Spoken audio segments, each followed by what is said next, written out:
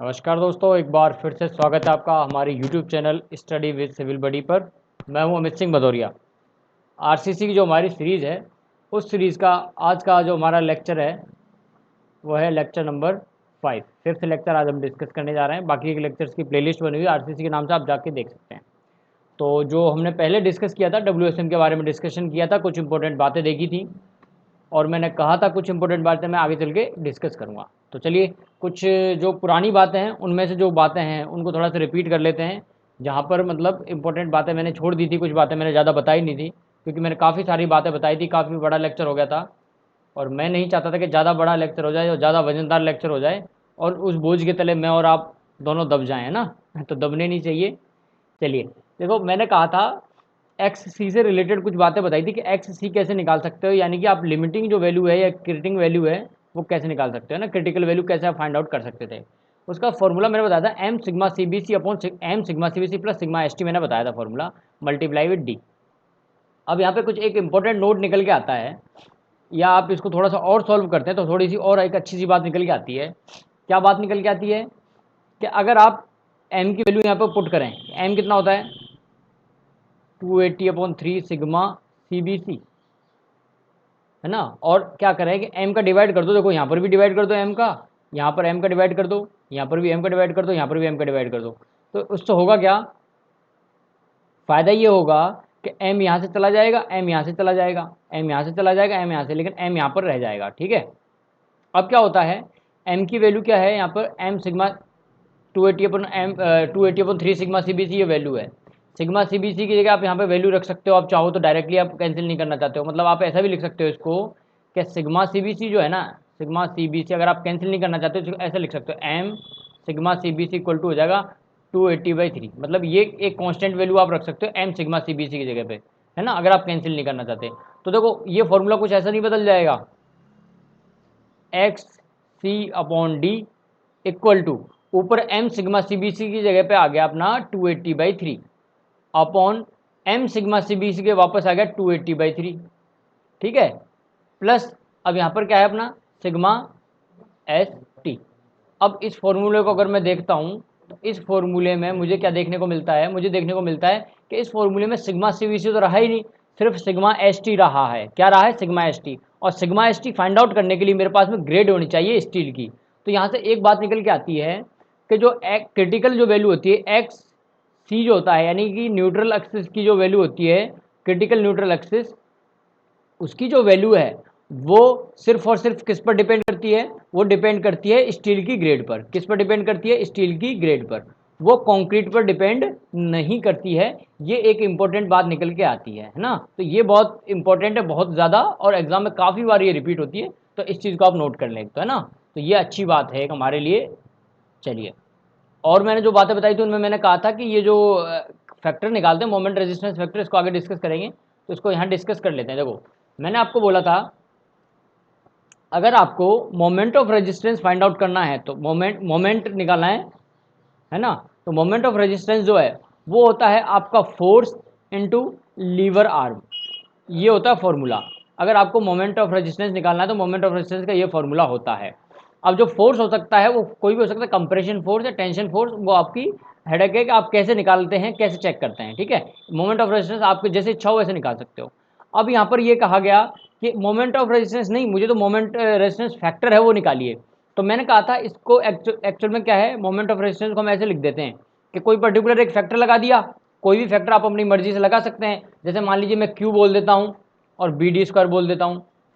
ठीक है, और कई जगह पर आपको सेम यही चीज़ दिखी मिल जाएगी, लेकिन वहाँ पर क्या करते हैं वो ऐसे लिख देते हैं, हाँ यहाँ लिख देंगे, मतलब एम आर लिख देंगे या मोमेंट ऑफ रेजिस्टेंस लिख देंगे और आर बी डी स्क्वायर लिख देंगे। तो वो आर से रिप्रेजेंट कर देते कि ये फैक्टर है, ये कोई क्यू से कर देता, वो डिपेंड करता है, आप अपने हिसाब से सिंबल कोई भी ले सकते हैं। अब मैं बता देता हूँ वैल्यू कैसे निकालते हैं। जो रेजिस्टेंस है, मोमेंट ऑफ रेजिस्टेंस फैक्टर, जिसको मैं क्यू से रिप्रेजेंट कर रहा हूँ, ये एक्चुअल में होता है आपका half sigma C B c, half sigma C B c multiply j into k. ये जो है फॉर्मूला, इससे आप निकाल सकते हो। ये ध्यान रखना, मैं सिर्फ और सिर्फ WSM की बात कर रहा हूँ, LSM में चेंज हो जाता है। WSM में अगर आपको मोमेंट ऑफ रेजिस्टेंस फैक्टर निकालना है तो आप यहाँ से निकाल सकते हो। अब क्वेश्चन ये जनरेट होता है, दो चीज़ें तो आपको पता ही नहीं है यहाँ पर कि सर के क्या है और जे क्या है। के और जे कैसे फाइंड आउट करेंगे? तो देखो के तो कुछ भी नहीं है, के तो X U limiting upon D का जो रेशियो था ना, एक्स अपॉन डी का रेशियो वही है, यानी कि M sigma C B C upon M sigma C B C plus sigma S T. ये जो आप निकालते हो ना, यही कहलाता है आपका के, ठीक है। और जे क्या होता है? जे होता है आपका 1 माइनस के बाई 3। अगर आपको के पता है तो आप जे भी निकाल सकते हो। इन वैल्यूज को यहाँ पर आप क्या कर सकते हो, पुट करके और फाइंड आउट कर सकते हो किसको? मोमेंट ऑफ इनर्शिया फैक्टर को। अब इस फॉर्मूले को अगर आप देखो, ध्यान से देखोगे तो आपको देखने से पता चलेगा कि यार इन सब की वैल्यूज कैलकुलेट मुझे करनी है, तो मुझे एक तो सिग्मा एस टी पता होना चाहिए और सिग्मा सीबीसी पता होना चाहिए। यानी कि मेरे को क्या पता होना चाहिए? मुझे एक तो कंक्रीट के बारे में पता होना चाहिए और साथ ही साथ में स्टील के बारे में भी पता होना चाहिए, तभी मैं क्वेश्चन का आंसर करता हूं। अब आर्ट्स क्या हुआ, एसएससी में एक बार क्वेश्चन आया, उन्होंने स्टील के बारे में कुछ कहा ही नहीं, उन्होंने सिर्फ कंक्रीट बोल दिया। शायद M15 या M150 क्वेश्चन आया था एक, वो क्वेश्चन था, कोई ग्रेड दे दी थी, और इसके हिसाब से आप बताओ कितना होगा। तो अब क्वेश्चन क्या है, इनकम्प्लीट है वैसे देखा जाए तो, लेकिन फिर भी अगर जबरदस्ती आंसर करना चाहते हो तो आप ये कर सकते हो कि तीनों ग्रेड के लिए चेक करके देखो। मतलब कि आप ये सोच लो कि शायद हो सकता है 250 के बारे में पूछा हो सकता है FE 415 के बारे में पूछा हो सकता है 500 के बारे में पूछा हो, तो तीनों को रख के देखो, चेक करके देखो ऑप्शन कौन सा मैच कर रहा है, तो फिर आंसर आ जाएगा लगभग। तो इस तरह से फिर आप उसको चेक कर सकते हैं, ठीक है। तो ये बात समझ में आ गई होगी। तो मोमेंट ऑफ रेजिस्टेंस फैक्टर है वो कैसे कैलकुलेट करना है, और अगर आपके न्यूट्रल एक्सिस की बात की जाती है तो वो किस पे डिपेंड करती है? वो स्टील पर डिपेंड करती है, ठीक है भैया। तो ये कुछ इंपॉर्टेंट बातें थी। अब लेक्चर नंबर जो 5 है हमारा, उस 5 में आगे चलते हैं, बढ़ते हैं आगे, कुछ करते हैं। अच्छा, एक चीज़ और, अगर आपको ये वीडियो अच्छा लगे, समझ में आए, हेल्पफुल हो, तो आप गुरु दक्षिणा के रूप में 1 रुपया डोनेट कर सकते हैं ना। ये हमारा नया सिस्टम चला दिया है मैंने कि भाई आपको अगर सही लगता है तो आप फाइनेंशियल सपोर्ट अगर करना चाहते हैं मुझे, तो 1 रुपया आप अपना सेंड कर सकते हैं, जो नंबर है मेरा उस नंबर पर, है ना।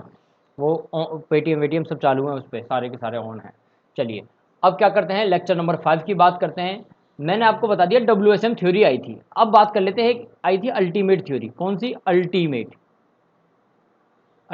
थ्योरी। अल्टीमेट आप कैसे थ्योरी का मेथड, अल्टीमेट लोड मेथड कह लो।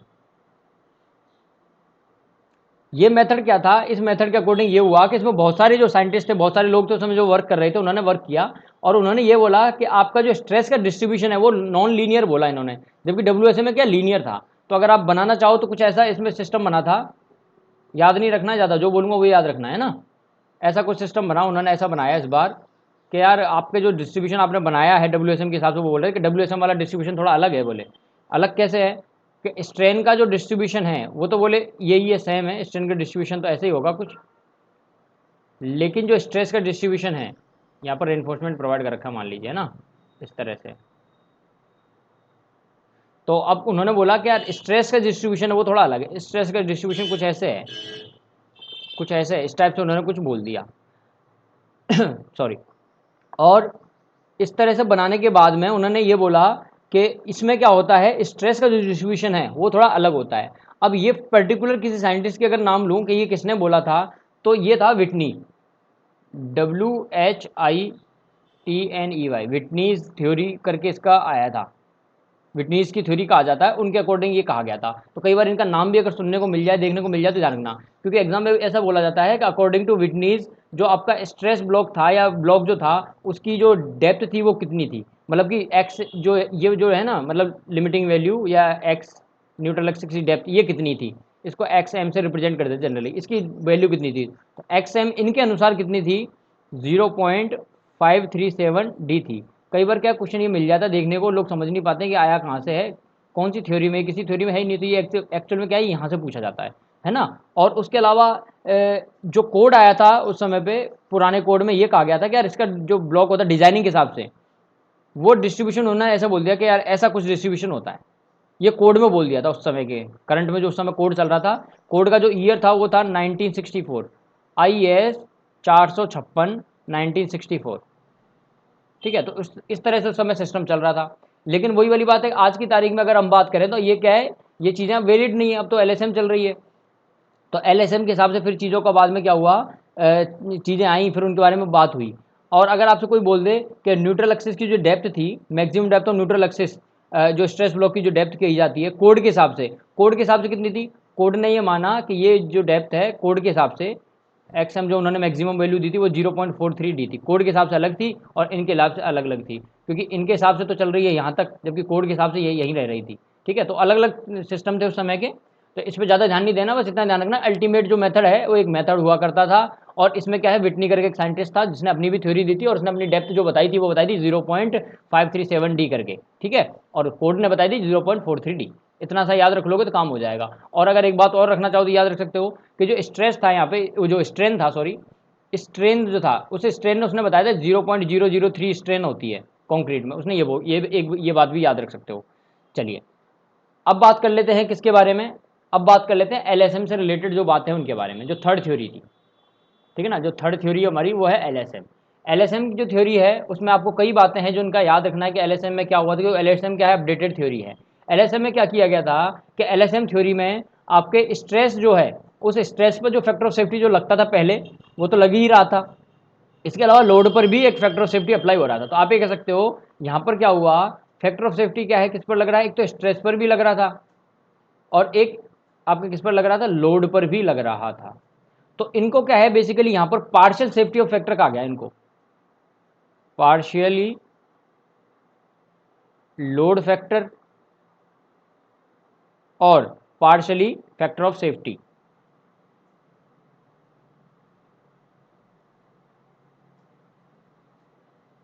ये ऐसे कह दिया इन्होंने नई थ्योरी के हिसाब से, है ना, कि क्योंकि दो दो लोड अलग अलग तरह के यहाँ पर क्या है कंसीडर किए गए फैक्टर्स, है ना। तो ये ध्यान रखना, अगर पार्शियल सेफ्टी फैक्टर के बारे में पूछा जाए तो पार्शियल सेफ्टी फैक्टर जो है वो किससे रिलेटेड है, ये रिलेटेड है एलएसएम से, है ना, पहली बात तो ये।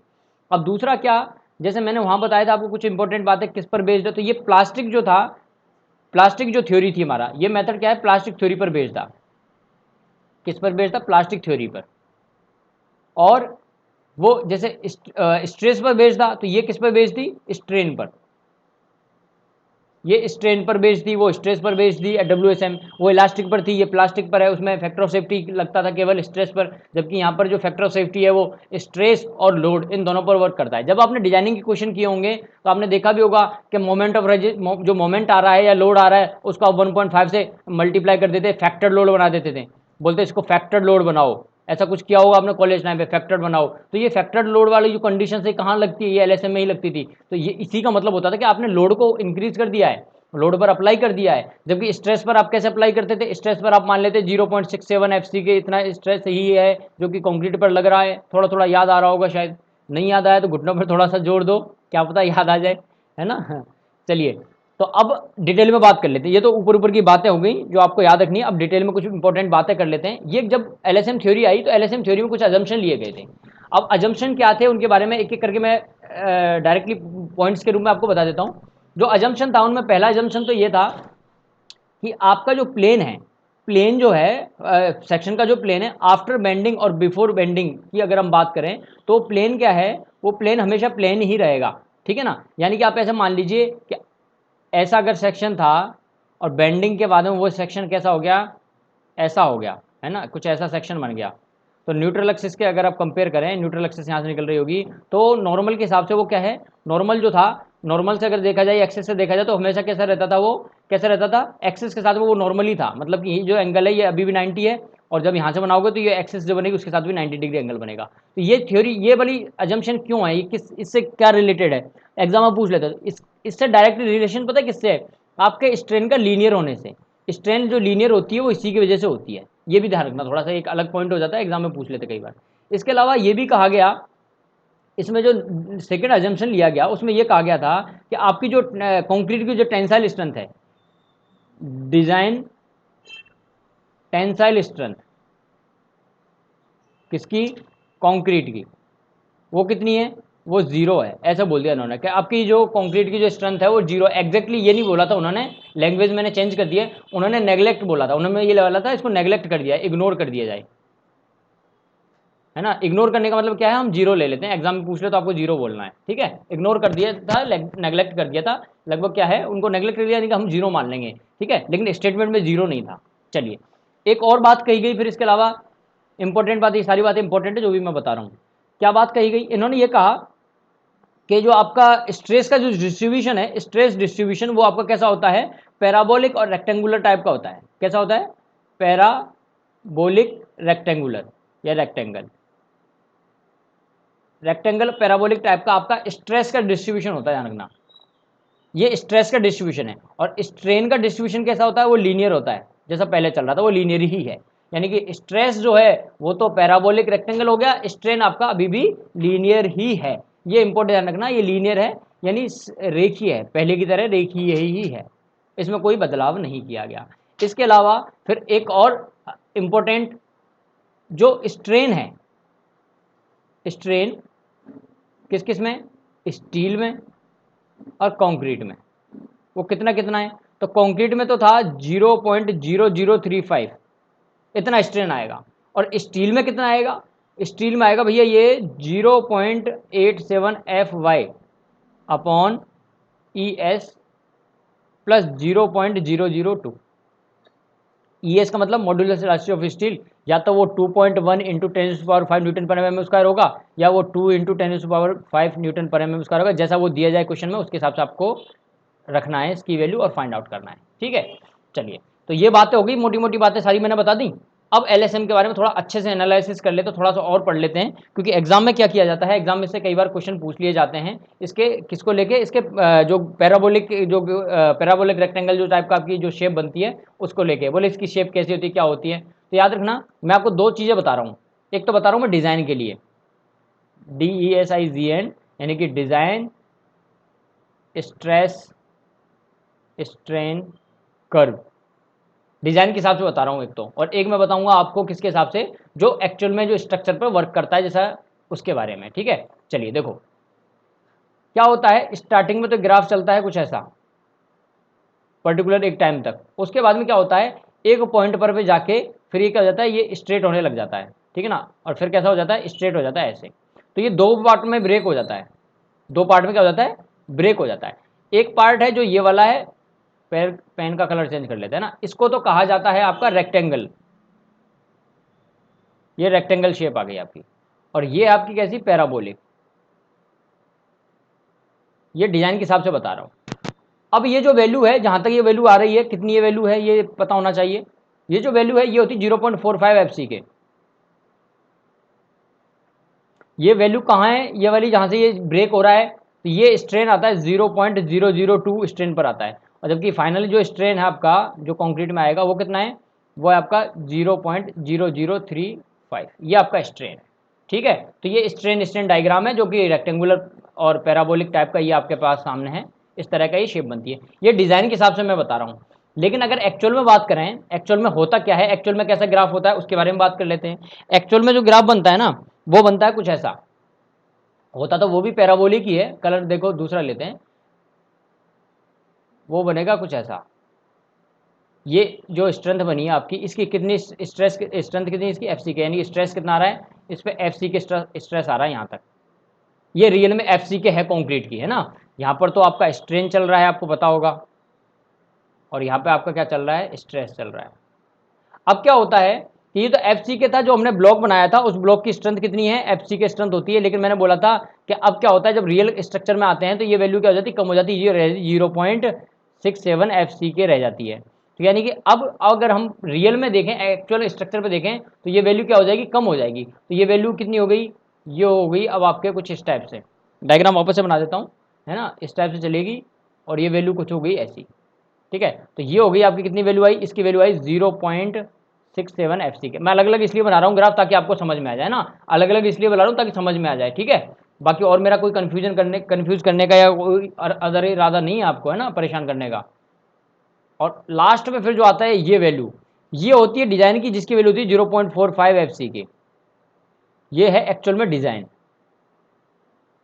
ये है आपका एक्चुअल वैल्यू जो कि आपकी स्ट्रक्चर में लग रही होगी, है ना, और ये है आपकी क्यूब की स्ट्रेंथ जो आपने मोल्ड बना के क्यूब में स्ट्रेंथ चेक की थी। तो अलग अलग होती हैं ये तीनों की तीनों।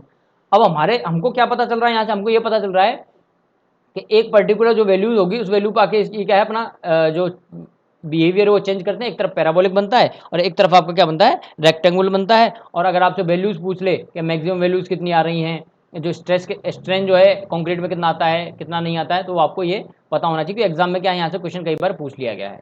ठीक है, समझ में आ गया ना? आशा करता हूँ समझ में आ रहा होगा कि जो भी मैं बताना चाह रहा हूँ। ठीक है, चलिए, तो अब ये चीज़ अगर आपको समझ में आ गई है तो कुछ और इंपॉर्टेंट बातें हैं वो भी डिस्कस कर लेते हैं। अब नेक्स्ट आप बात आती है, नेक्स्ट जो टॉपिक है आपका वो है स्ट्रेन स्ट्रेस जो कर्व है उसके बाद में ब्लॉक डायग्राम, कि जो इनका ब्लॉक डायग्राम है, क्योंकि इसको ऐसे ब्लॉक डायग्राम बोला जाता है।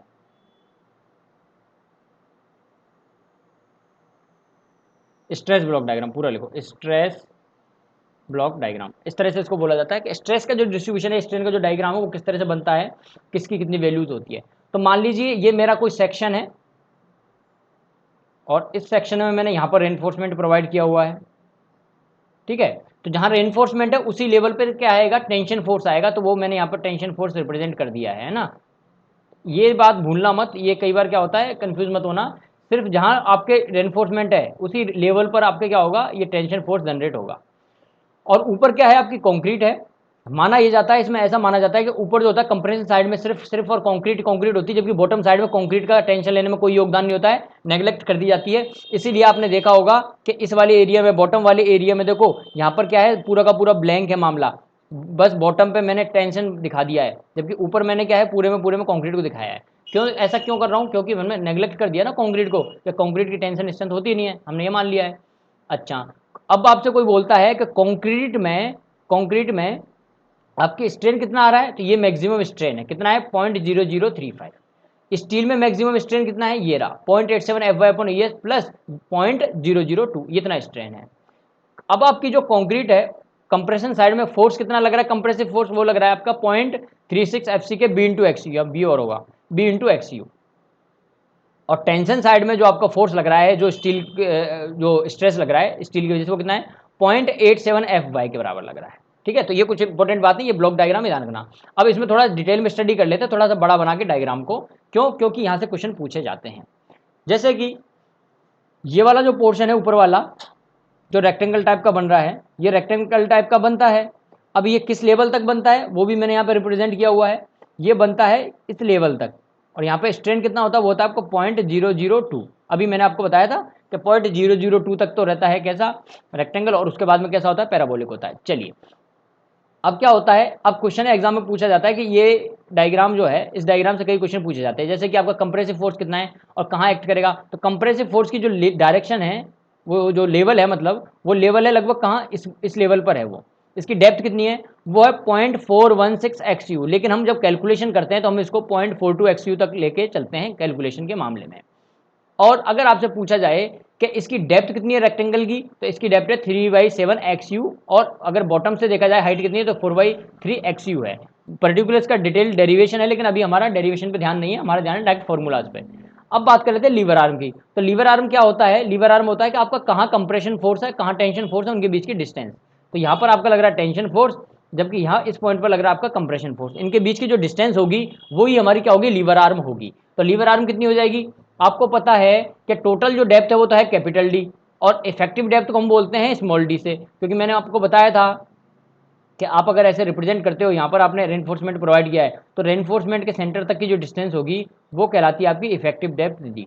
और यहाँ पर अगर आपका जो कंप्रेशन फोर्स यहाँ लग गया, टेंशन फोर्स यहाँ लग गया, तो इनके बीच की जो डिस्टेंस होगी वही क्या कहलाएगी, वही कहलाएगी आपकी लीवर आर्म। तो लीवर आर्म यहाँ पर कितनी है भैया, लीवर आर्म है यहाँ पर D-0.42 XU। तो यार एक चीज़ समझ में आ जाती है यहाँ से, एक चीज़ थोड़ी सी समझ सकता हूँ मैं, क्या समझ सकता हूँ कि लीवर आर्म, ये क्वेश्चन पूछा जाता है इसलिए मैं आपको थोड़ा सा बता रहा हूँ। लीवर आर्म जो होगी, वो लीवर आर्म की जो वैल्यू है, उस लीवर आर्म की वैल्यू मैं कैसे लिख सकता हूँ, लीवर आर्म हो गया हमारा D-0.42 XU। यार मैंने लास्ट टाइम आपको बताया था कि अपने पास 3 सेक्शन होते हैं, अंडर रेनफोर्स्ड, ओवर रेनफोर्स्ड और बैलेंस। अब इनमें अंडर और ओवर के बारे में थोड़ा सा सोचना। अंडर के बारे में मैंने क्या बताया था आपको, अंडर में क्या होता है, रेनफोर्समेंट जो है वो कम हो जाता है। रेनफोर्समेंट कम हो जाता है तो आपकी जो एक्सिस है, न्यूट्रल एक्सिस है, वो ऊपर शिफ्ट हो जाती है, यानी न्यूट्रल एक्सिस क्या हो जाती है, न्यूट्रल एक्सिस की वैल्यू कम हो जाती है। अगर मान लो इस फॉर्मूले में न्यूट्रल एक्सिस की वैल्यू मैं कम रख देता हूं, तो क्या लीवर आर्म ज्यादा नहीं आएगी, यानी अंडर रेनफोर्समेंट में लीवर आर्म जो है वो बढ़ जाती है। क्यों बढ़ जाती है, क्योंकि जो आपकी न्यूट्रल एक्सिस है वो ऊपर की तरफ शिफ्ट हो जाती है, न्यूट्रल एक्सिस की कम हो जाती है। ओवर रेनफोर्समेंट में क्या हुआ था कि रेनफोर्समेंट नीचे आ गया था, न्यूट्रल एक्सिस बढ़ गई, अगर न्यूट्रल एक्सिस की वैल्यू इसमें बढ़ गई तो डी में से ज्यादा वैल्यू माइनस करनी पड़ेगी, यानी कि लीवर आर्म क्या हो जाएगा, इसमें लीवर आर्म जो है वो घट जाएगा। तो एग्जाम में पूछ लेते हैं कि ओवर एनफोर्समेंट के केस में, ओवर एनफोर्समेंट के केस में या अंडर एनफोर्समेंट के केस में जो लीवर आर्म घटती है या बढ़ती है, तो वो यहां से पता चलता है कि घटेगी या बढ़ेगी। यही वो पॉइंट है, यही वो जगह है जहां से आप जज कर सकते हो कि बढ़ेगी या घटेगी। अब आपको अगर उसमें से देखना हो, अगर आप WSM में देखना चाहो तो WSM से भी देख सकते हो। WSM में मैंने क्या बताया था फॉर्मूला, WSM में क्या होता था कि आपका जो डिस्ट्रीब्यूशन है वो ट्राइंगल टाइप का था, ऐसा कुछ था, ठीक है, ऐसा कुछ था। टेंशन फोर्स कहाँ लग रहा था, नीचे लग रहा था, और कंप्रेशन जो फोर्स था आपका वो लग रहा था कहीं यहाँ पर, ठीक है, कंप्रेशन फोर्स यहाँ था और टेंशन फोर्स आपका क्या है यहाँ पर, मान सकते हो आप इस लेवल पर।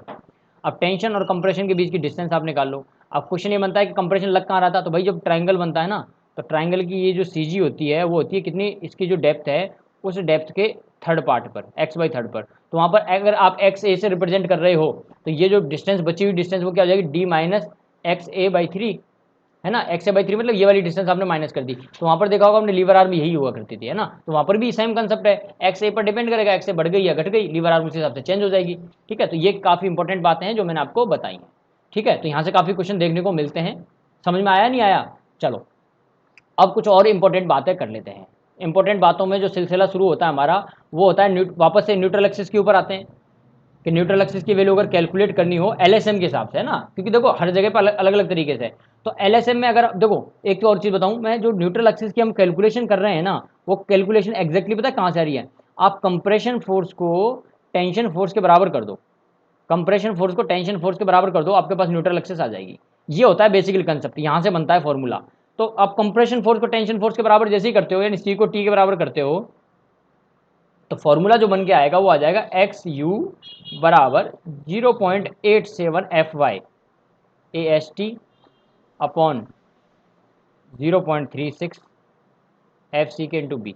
ये फॉर्मूला है, इस फॉर्मूले से आप क्या कर सकते हो, आप यहाँ से क्या निकाल सकते हो, न्यूट्रल एक्सिस की वैल्यू फाइंड आउट कर सकते हो। लेकिन ये नॉर्मल न्यूट्रल एक्सिस है, यानी कि नॉर्मल है, बैलेंस वाली जो कंडीशन कहते हैं वो नहीं है, ये मतलब कि क्रिटिकल नहीं है। अब यहाँ पर क्या होता है, यहाँ पर हम क्रिटिकल ना बोल के एक नई टर्म बोल देते हैं, इसको बोल देते हैं कि यार ये जो आप पढ़ रहे हो ना, यहाँ पर क्या पढ़ने वाले हो, यहाँ पर पढ़ने वाले लिमिटिंग, तो इसको बोल देते हैं XU लिमिटिंग, इसको लिमिटिंग बोल देते हैं। अगर लिमिटिंग की वैल्यू फाइंड आउट करनी है तो लिमिटिंग के लिए अलग से फॉर्मूला है, वो आप ध्यान रख सकते हो। वैसे इसका भी डेरिवेशन है, एक्स ये होता है 700 अपॉन 0.87 FY प्लस 1100, और इसमें एक मल्टीप्लाई करना पड़ेगा क्या, डी, क्योंकि एक्चुअल लिमिटिंग अपॉन डी होता है बेसिकली। लेकिन अब अच्छी बात यह है कि ये हमको याद नहीं करना है। क्यों याद नहीं करना है, क्योंकि कोड में क्या है, पेज नंबर 70 पर एक डायरेक्टली टेबल दी हुई है, इसी को लिख के आप खुद भी बना सकते हो वो टेबल।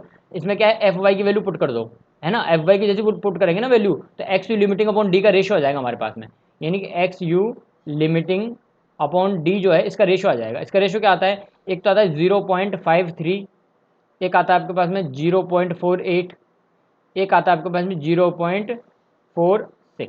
अब देखो 0.53 जो आता है, 0.53 जो आता है वो तो आता है किसके लिए, वो आता है FE 250 के लिए।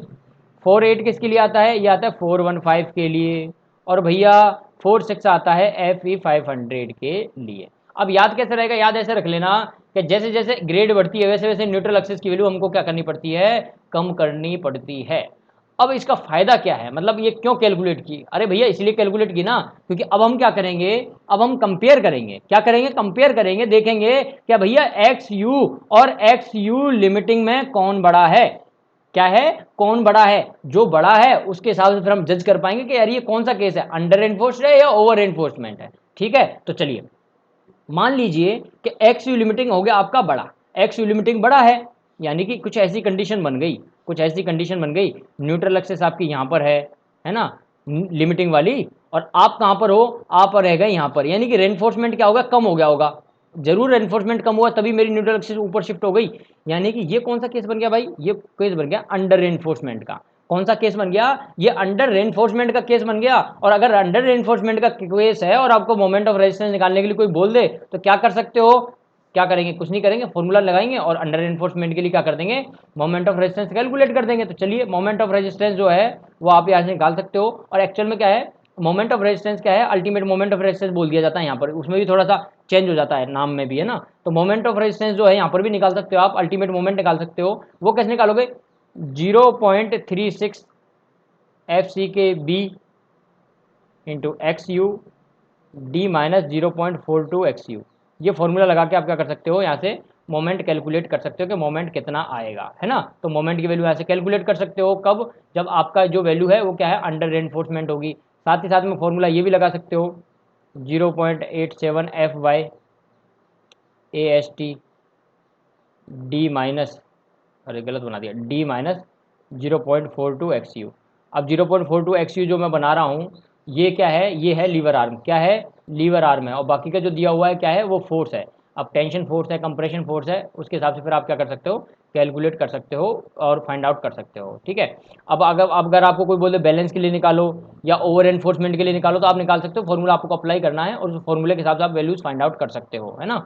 अब क्या होता है, जब भी हम डिजाइन करते हैं, हम किसके लिए डिजाइन करते हैं, अंडर एनफोर्स के लिए डिजाइन करते हैं। मैंने पहले भी बोला था क्यों करते हैं, क्योंकि इसका जो फेलियर आता है वो कैसा आता है, डक्टाइल फेलियर होता है। हम चाहते हैं कि फेल होने से पहले कोई भी चीज़ है वो इंडिकेशन दे, पहले हमको बताए, हाँ अब मैं फेल होने वाला हूँ भैया, अगर आप बचना है तो आप बच जाइए और मुझे बचाना है तो मुझे भी बचा लीजिए, है ना। तो पहले ही इन्फॉर्मेशन अगर कोई देगा तो वो हमारे लिए क्या होगा, अच्छा होगा। तो हम ये चाहते हैं कि जो भी जिस तरह का भी हम डिज़ाइन करने जा रहे हैं वो चीज़ें सही से डिज़ाइन हो, ठीक है।